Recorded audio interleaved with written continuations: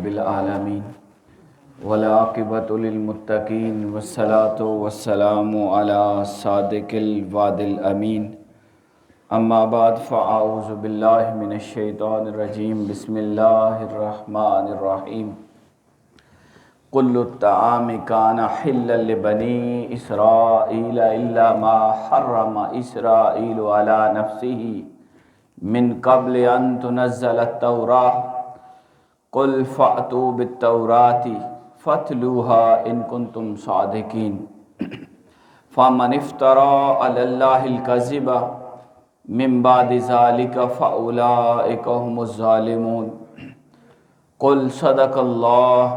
فاتبعوا ملۃ ابراہیم حنیفا وما کان من المشرکین صدق اللہ العظیم ان اللہ وملائکتہ یصلون علی النبی یا ایہا الذین آمنوا صلوا علیہ وسلموا تسلیما اللہم صلی علی سیدنا و مولانا محمد وعلی آل سیدنا و مولانا محمد وبارک وسلم وصلی علیہ۔ اللہ رب العالمین کی توفیق اور کرم سے پارہ نمبر 4 کا آغاز ہو چکا ہے اور اس کا آغاز اللہ رب العالمین کی طرف سے ایک ہدایت اور ایک ارشاد کے ساتھ ہوا کہ کوئی بھی شخص نیکی کا اعلیٰ درجہ اور بلند مقام اس وقت تک حاصل نہیں کر سکتا جب تک کہ وہ اپنی محبوب ترین چیز اللہ کے نام پر نہ دے دے۔ لن تنالوا البر حتی تنفقوا مما تحبون، اس میں وضاحت ہم نے کر دی تھی کہ اللہ رب العالمین کی طرف سے یہ ڈیمانڈ نہیں ہے کہ ہم اپنی پسندیدہ ترین ہر شے اللہ کے نام پر دے دیں، بلکہ فرمایا مما، جو آپ کو پسندیدہ ترین چیزیں ہیں، دل پسند ہیں، اعلیٰ اور محبوب ترین چیزیں ہیں، ان میں سے آپ نے اللہ کے نام پر دینا ہے۔ اور اس کے ساتھ ہم نے یہ بھی سیکھا کہ ہمارے ہاں جو اللہ کے نام پر یا خیرات کرنے کا جو طریقہ ہے کہ ہم ردی چیز، ضائع چیز، بیکار چیز، استعمال شدہ چیز اور کم تر چیز کو اللہ کے نام پر دیتے ہیں، تو یہ تھوڑا سا درست کر لینا چاہیے کہ ہمیں دینی اللہ کے نام پر ہے، تو اللہ کے لیے جو چیز دی جائے وہ برتر چیز ہونی چاہیے، اعلیٰ چیز ہونی چاہیے، پسندیدہ ترین چیز ہونی چاہیے۔ اسی کے اوپر ہم نے صحابہ کرام رضوان اللہ علیہم اجمعین کی زندگیوں کا کچھ واقعات پڑھے کہ انہوں نے جب یہ اللہ رب العالمین کا فرمان سنا تو انہوں نے جو ان کی پسندیدہ اعلیٰ قیمتی چیزیں تھیں وہ اللہ کے نام پر قربان کی، اور اس درجہ بر جسے قرآن کہتا ہے لن تنالوا البر، نیکی، اصل نیکی، حقیقی نیکی کا بلند مرتبہ وہ انہوں نے حاصل کیا۔ اس لیے ہم تمام صحابہ کا احترام کرتے ہیں، ان سے محبت رکھتے ہیں اور ان کو ستاروں کی مانند روشن جانتے ہیں اور ان کے پیچھے چلتے ہیں۔ آج جو ہمارا آیات کا حصہ ہے اس میں اللہ رب العالمین یہ بیان فرماتا ہے کہ یہودیوں کی طرف سے حضور سید العالمین صلی اللہ علیہ وسلم کی ذات پر 2 اعتراضات کیے گئے اس مقام پر۔ ویسے تو آپ کو پتہ ہے جو منکر ہوتا ہے، جو انکار کرنے والا ہوتا ہے، کسی بھی چیز کا انکار ہو سکتا ہے، کسی ذات کا انکار، کسی مذہب کا انکار، کسی عقیدے کا انکار، کسی مسلک کا انکار، کسی پرسنالٹی، شخصیت کا انکار، کسی طریقے کا انکار، کسی بھی سطح کا جو انکار ہوتا ہے تو اس کے پیچھے جو وجوہ انکار ہوتی ہیں،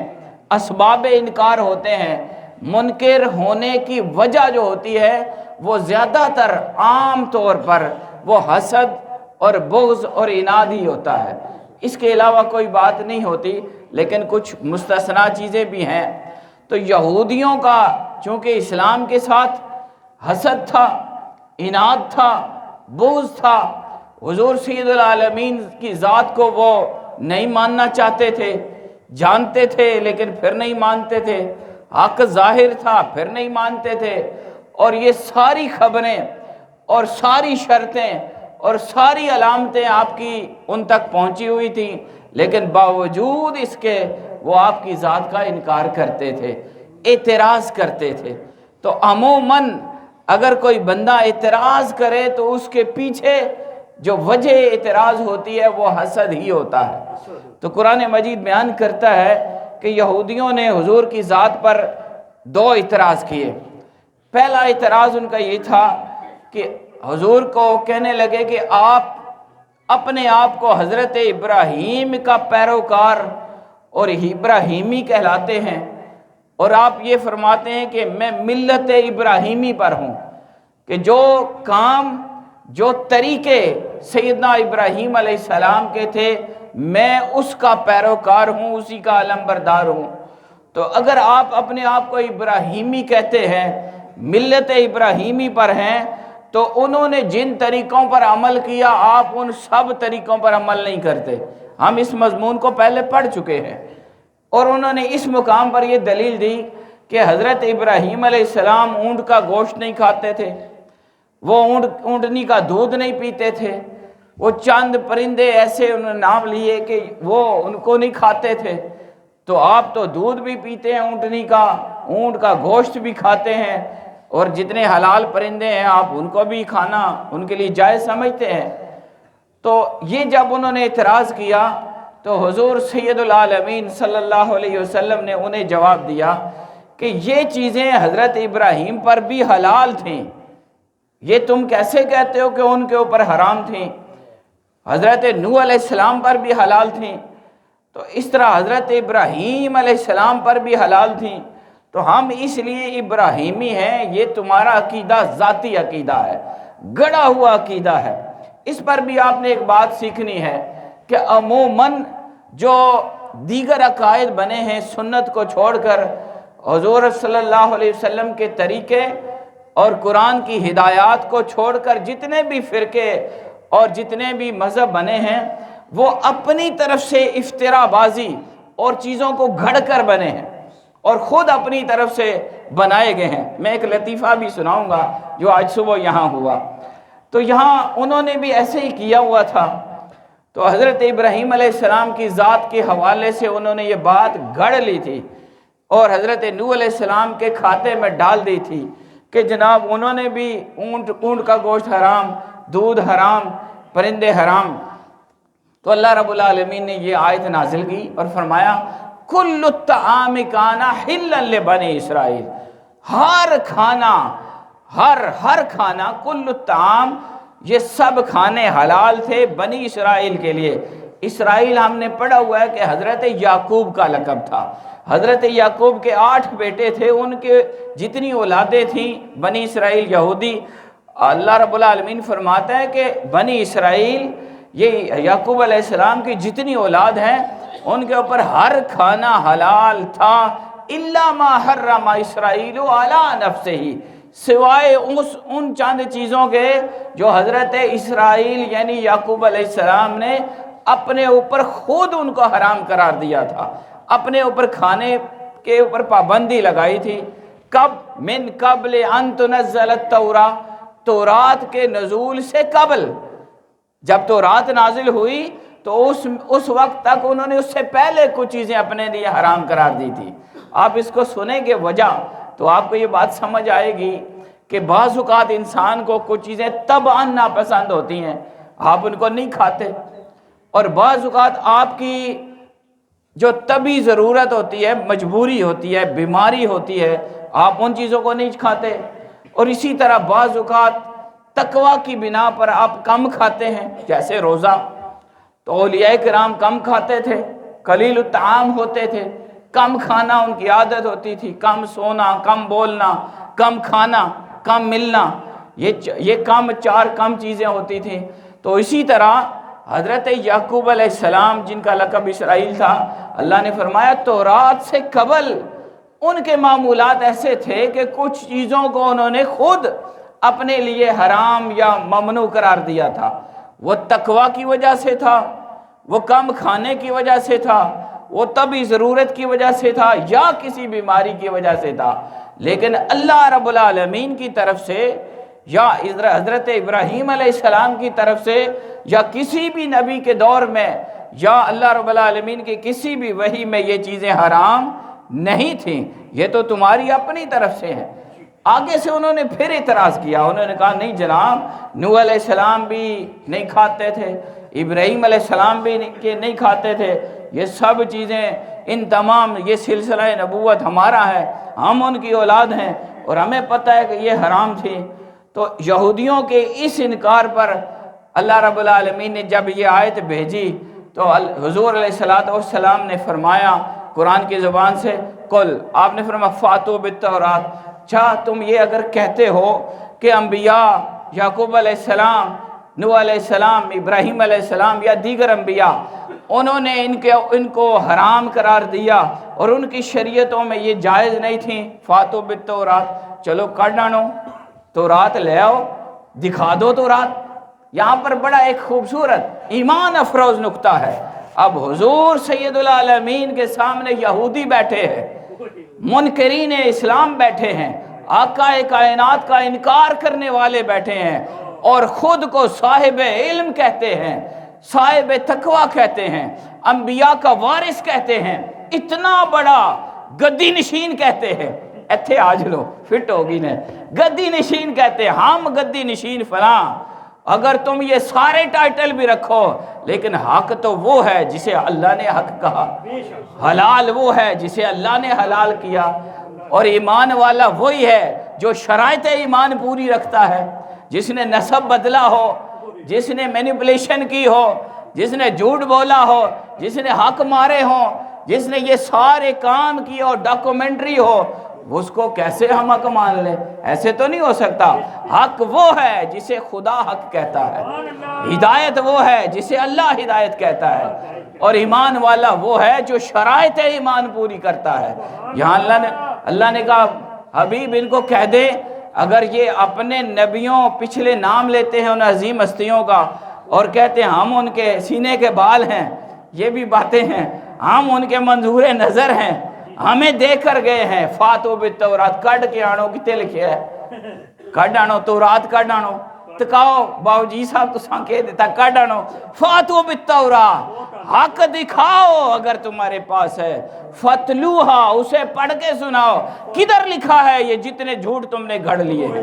یہ جتنی باتیں تم نے بنا لی ہیں، یہ کہاں ہیں، یہ اس کا ثبوت کیا ہے؟ ان کنتم صادقین، اگر تم سچوں میں سے ہو۔ اور یہاں پر اب ان کا حال کیا ہوا؟ مفسرین نے لکھا وہ اس بات پر مبہوت ہو گئے اور لاجواب ہو گئے، بے بس ہو گئے، اور کوئی جواب ان سے نہ بن سکا۔ یہ صرف باتیں تھیں جو بنائی ہوئی تھیں، یہ گڑی ہوئی باتیں تھیں اور یہ بنائی ہوئی باتیں تھیں۔ یہاں ایک بندہ صبح میرے پاس آیا فاتحہ کے لیے، میرے ساتھ اس کی محبت بھی ہے، ہماری بھی ہے، تو اس نے باتوں باتوں میں ایک مجھے شعر سنایا۔ اس نے کہا اساں جی ان پڑھ جے بندے ہیں، زیادہ گلاں اساں نہیں پتا، اساں اتنا ہی پتا ہے چاندنی چاند سے ہوتی ہے ستاروں سے نہیں، محبت ایک سے ہوتی ہے ہزاروں سے نہیں۔ میں نے کہا یہ ایک شاعر کی بات کو، ایک خیالات کی پیروکار کے بندے کی بات، جس کے ایمان کا کیا حالت ہے، عقیدے کی کیا بنیاد ہے، اس کی پرسنالٹی کیا ہے، اس نے ایک اوزان میں ایک اپنا خیال لکھا، اس کو ہم نے اپنا عقیدہ بنا لیا۔ ایک گل سمجھو، تھوڑے سیانے ہو جلو نا۔ اس نے کہا ہم ایک سے محبت کرتے ہیں اور کسی سے نہیں کرتے۔ سمجھ گئے ہو نا، کون ایک نل کرنے باقیاں نل نہیں کرنے۔ میں نے کہا یہ شریعت اسلامی ہے، یہ اصول دین ہے، یہ تم ہمیں کیوں سکھا رہے ہو؟ ایک شاعر کی بات کو نکال کر گھڑ کر اس نے پورا مذہب بنا لیا، پورے گاؤں کو اپنے پیچھے لگا لیا۔ ایک گلے کی سمجھا کرو، جڑیاں ہیں خالی گلاں سنا کے پیچھے لائے، اس کو نہیں نہیں، قرآن کڑ، حدیث کڑ، مستند بات سکھا، پھر ہم تیرے درود فاتح تیرے مجلس محفل میں آئیں گے، ورنہ نہیں۔ میں نے شعر سن کے پیچھے ٹور پیا کرو، اور شعر سن کے گلاں سن کے جھوٹیاں گلاں باؤ جی صاحب نے دربار سے بہ گئے پیری مریدی بنا کنے ہو، اور ثابت کیا کرو، دیکھا کرو، کڑا بھی کنے ہو تے ٹک ٹک کر کے کنے ہو نا۔ ہاں جی، ہر چیز ایمان نہ سودا کرو تے اس میں تک سن کے کریا کرو. جیڑا چولا چٹا لا کے نے، لما چولا پا کے نے، وڈا دروازہ لا کے نے، لمبی کار چاہ کے نے، چوٹ گھڑ کے نے، او تسا مرشد پیر یا نگران یا فلانا لیڈر نہیں بننا چاہیے. حق کو دیکھو، حق کس کے ساتھ ہے. قرآن کی آیت دیکھیں، حضور علیہ السلام نے فرمایا اچھا جی اگر آپ کہتے ہو کہ یہ ابراہیم، نوح اور جتنے نبی ہیں ان سب نے اس کو حرام قرار دیا تھا. آپ نے کہا فاتو بالتورات، دکھا دو تورات، میں پڑھ لیتا ہوں. یا تم فاتلو ہاتوہا، تسا آپ ہی پڑھ کے دس ہٹو کتنے لکھیا ہے. ان کنتم صادقین، اگر تم سچے ہو تو لاؤ کوئی دلیل، میں مان لوں گا. اب کیا ہوا؟ قرآن بیان کرتا ہے مبہوت ہو گئے، بے بس ہو گئے، لاجواب ہو گئے. کوئی دلیل نہیں تھی، اس لیے کہ جھوٹ تھا، جھوٹ پر گڑا ہوا مذہب اب اسلام کے نور کے سامنے نہ ٹک سکا. اور اللہ فرماتا ہے فَمَنِ افْتَرَى عَلَى اللَّهِ الْكَذِبَ، جو اللہ کی ذات پر جھوٹ باندھتا ہے اور جھوٹی بات گڑتا ہے اور حق کو حق نہیں کہتا، جھوٹ کو حق کہتا ہے اور ناجائز باتوں کو جائز کہتا ہے اور اولیاء اللہ اور انبیاء کے ساتھ جھوٹی باتیں منسوب کر کے خود کو بناتا رہتا ہے. فرمایا فَمَنِ افْتَرَى عَلَى اللَّهِ الْكَذِبَ، جو جھوٹ باندھے گا اللہ کی ذات پر، شریعت میں، دین میں، مِن بَعْدِ ذَلِكَ، ہدایت آ جانے کے بعد، تورات آ جانے کے بعد، دین آ جانے کے بعد، حق ظاہر ہو جانے کے بعد، فَأُولَئِكَ هُمُ الظَّالِمُونَ، پس وہی ظالم لوگ ہیں. ظالموں کی پہچان یہ ہے، اللہ انہیں ظالم کہتا ہے، اساں انہاں پیر آخنے ہیں. اللہ ان کو ظالم کہتا ہے، ہم ان کو لیڈر کہتے ہیں. اللہ ان کو انکار کرنے والا کہتا ہے، ہم ان کے پیچھے چلتے ہیں. قرآن کے اصول اپناؤ اور یہ بات سمجھو. اور اب ان آیات سے ہمیں ملتا کیا ہے؟ اب یہ دیکھیں، حضور سے بات چیت اور یہ بحث ہو رہی ہے، یہودی بیٹھے ہیں اور وہ اپنے آپ کو بڑا کہنے والے بیٹھے ہیں. آپ نے کہا تو رات کا ڈانو، آپ کے پاس کون سی کتاب تھی؟ حضور کے اوپر کون سی کتاب نازل ہوئی؟ قرآن. آپ قرآن لے کر آئے تھے لیکن آپ حافظ انجیل بھی تھے، حافظ تورات بھی تھے، اور اللہ نے آپ کو ہر علم عطا کیا تھا. علوم غیبیہ آپ کو عطا کیے گئے تھے اور آپ ہر اللہ رب العالمین کی طرف سے نازل ہونے والی کتاب کو جانتے تھے اور آپ کے پاس علم کامل تھا، علوم غیبیہ تھے اور ہر چیز اللہ نے آپ کو عطا کر دی تھی. قرآن فرماتا ہے وَعَلَّمَكَ، اے حبیب ہم نے آپ کو علم عطا کر دیا ہے، مَا لَمْ تَكُنْ تَعْلَمْ، جو علم آپ کے پاس نہیں تھا. وَكَانَ فَضْلُ اللَّهِ عَلَيْكَ عَظِيمًا، آپ پر اللہ کا فضل عظیم ہے. اب جس بات کو اللہ فضل عظیم کہے، آج ہم میں سے کلمہ گو کچھ حضور کی ذات پر کمزور عقیدہ رکھتے ہیں. اپنے عقیدے کو درست کرنا چاہیے کہ حضور قرآن کو بھی جانتے تھے، حضور تورات کو بھی جانتے تھے، حضور انجیل کو بھی جانتے تھے، اس لیے کہ آپ خاتم النبیین بن کے آئے تھے اور تمام نبیوں پر جو بھی وحی نازل ہوئی، چاہے وہ کتاب کی صورت میں ہوئی یا کسی صحیفے کی شکل میں، جو علم اللہ رب العالمین نے آسمان سے بھیجا وہ سارے علوم کو جمع کر کے حضور رحمت للعالمین کو عطا کر دیا. اس لیے جو ہماری شریعت ہے، شریعت اسلامیہ، یہ جامع شریعت ہے. اسے کیا بولتے ہیں؟ جامع شریعت. جیسے یہ ہماری جامع مسجد ہے، کیا مطلب؟ چھوٹی مسجدوں والے یہاں آ کے جمع ہوتے ہیں، جمعہ پڑھتے ہیں. اسی طرح جو حضور کی شریعت ہے، قرآن جامع کتاب ہے، حضور کی شریعت جامع شریعت ہے. اور آپ کو جو نبوت اور رسالت ملی، یہ تمام نبوتوں اور رسالتوں کے اندر جو ہدایت تھی اللہ نے اس کو جمع کر کے ہمارے آقا کو عطا کر دیا. اور فرمایا قل صدق اللہ، آپ فرما دیں اللہ نے سچ کہا ہے، اللہ نے سچ فرمایا ہے اور ہمیشہ اللہ سچ ہی فرماتا ہے. فَاتَّبِعُوا مِلَّةَ ابراہیم حنیفا، تم بھی ابراہیمی ملت کی پیروی کرو. اتبعوا، پیروکار سو تم ابراہیم کے دین کی پیروی کرو. حنیفہ، جو ہر باطل سے منہ موڑ کر حق کی طرف آ چکے تھے. اب یہاں بڑی خاص بات ہے اور قرآن کی آیت سن لیجئے، وَمَا كَانَ مِنَ الْمُشْرِكِينَ، اے یہودیوں، اے منکرین اسلام، تم یہ بات ذہن میں رکھو، حضرت ابراہیم مشرک نہیں تھے، وہ تو موحد تھے، اللہ کی توحید کو ماننے والے تھے، اللہ کو وحدہ لا شریک جانتے تھے، اور تم تو شرک میں مبتلا ہو چکے ہو۔ حضرت ابراہیم کی ملت، اس میں وہ ساری باتیں جو ابراہیمی ہیں وہ ملت اسلام کے اندر پائی جاتی ہیں۔ اس لیے اب اس شریعت کو ملت ابراہیمی شمار کیا گیا۔ حضور علیہ السلام کی ذات کو جو دین ملا، شریعت ملی، اسلام ملا، یہ تمام شریعتوں کا جامع، یعنی دین محمدی کی پیروی کرنے والا اب یہ سمجھیں وہ دین ابراہیمی کی پیروی کرنے والا ہے، وہ ملت ابراہیمی پر قائم ہے، وہ ابراہیمی ہے۔ اب یہاں پر قرآن نے واضح کر دیا، ابراہیمی وہ ہے جو نبی رحمت حضور سید العالمین کی غلامی میں آئے گا اور ان کی شریعت پر چلے گا، ابراہیمی وہ کہلائے گا، ملت ابراہیمی اس کے پاس ہوگی۔ اور یہاں بڑی واضح یہ بات آ گئی، اللہ پاک نے فرما دیا فَمَنِ افْتَرَىٰ عَلَى اللَّهِ الْكَذِبَ، جو اللہ پر جھوٹ باندھے، جھوٹ گڑے، من بعد ذالک، ہدایت کے آ جانے کے بعد اور ہر چیز واضح ہو جانے کے بعد،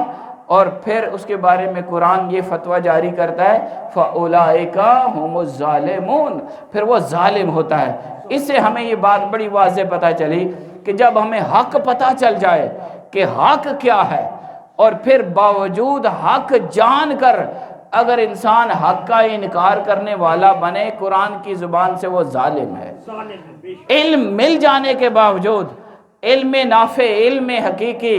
اور علم خداوندی، علم وحی، علم حدیث اور علم کی بات مل جائے کہ حق یہ ہے اور باطل یہ ہے، حلال یہ ہے، حرام یہ ہے، جب یہ پتہ چل جائے اور پھر بھی انسان حق اور باطل میں فرق نہ کرے اور باطل کو حق سے ملائے اور حرام کو حلال سے ملائے، تو قرآن کے اس زبان سے وہ ظالموں میں سے ہے۔ اللہ رب العالمین کی بارگاہ میں دعا کرتا ہوں مولا پاک ہمیں قرآن کی ان تعلیمات کو اپنی زندگیوں میں نافذ کرنے کی توفیق عطا فرما، اور ہمیں آقا علیہ السلام کا سچا غلام بنا۔ وما علینا الا البلاغ المبین۔